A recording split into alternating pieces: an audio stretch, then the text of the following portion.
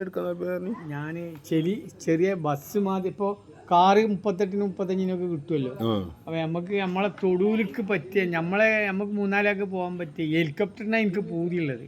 പക്ഷെ അതിന് നമ്മൾ തെങ്ങ് കാരണം തെങ്ങാണല്ലോ നമ്മളെ തൊടു നിറച്ച് തെങ്ങുമ്പോൾ ഇത് താകണല്ലോ, നിലയിൽ ഇങ്ങനെ താകലാണ്.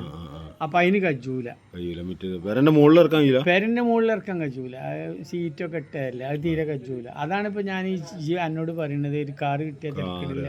10-30 റുപ്യന്റെ ആദ്യ കാറാണെങ്കിൽ 30 ലക്ഷത്തിന്റെ 30 ലക്ഷമല്ല 30,000-ന്റെ. അത് 2 പൂജ്യമല്ലേ കുറയുള്ളൂ. പുറത്തുനിന്ന് പറയുമ്പോ നമുക്ക് 30 ലക്ഷം എന്ന് പറയാലോ. ഒരു പൂജ്യത്തിന്റെ വില എന്താ മനസ്സിലാക്കുന്നത്? പൂജ്യത്തിനാണ് വില.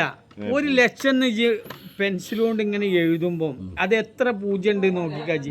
അതിൽ ഒരു പൂജ്യം കുറഞ്ഞാൽ അത് 10,000 മാറുകയാണ്. അതിന് വില ഇല്ല. പക്ഷെ ഒന്നല്ലല്ലോ ആദ്യം പോകും. അതാണ് അതിന്റെ കാര്യം. ഇപ്പൊ ഹെലികോപ്റ്റർ വാങ്ങണം എന്നൊക്കെ എനിക്ക് പൂതിയുണ്ട്. പക്ഷെ പൈസ കഴിഞ്ഞിട്ടല്ല. എയർപോർട്ടിൽ ഇറക്കിയിട്ടുമാണ് നമുക്ക് നടക്കുക. അതിനെ ജൂലല്ലോ.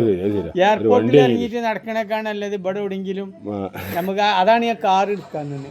മറ്റേ ഇത് എടുക്കാൻ പൈസ ഇല്ലായിട്ടല്ല. പൈസ ഇപ്പോൾ നമ്മളെ ഇഷ്ടം പോലെ പൈസ ബാക്കിയാണ്. അതുകൊണ്ട് കാര്യമില്ല. നമുക്ക് കാറ് മതി. നമ്മൾ ബുദ്ധിമുട്ടില്ലല്ലോ. മറ്റേ അവിടെ ഇറക്കാൻ കഴിയില്ല. പൂതിയുണ്ട് ഒരു ഹെലികോപ്റ്ററൊക്കെ വാങ്ങണം, നല്ല പൂതിയുണ്ട്. പക്ഷെ അതിൽ കയറി കുത്തിർന്ന് പോകാനൊക്കെ നമുക്ക് നല്ല ഇതല്ലേ. നമ്മൾ വിമാനത്തിലൊക്കെ പോവുക എന്നൊക്കെ പറയുമ്പം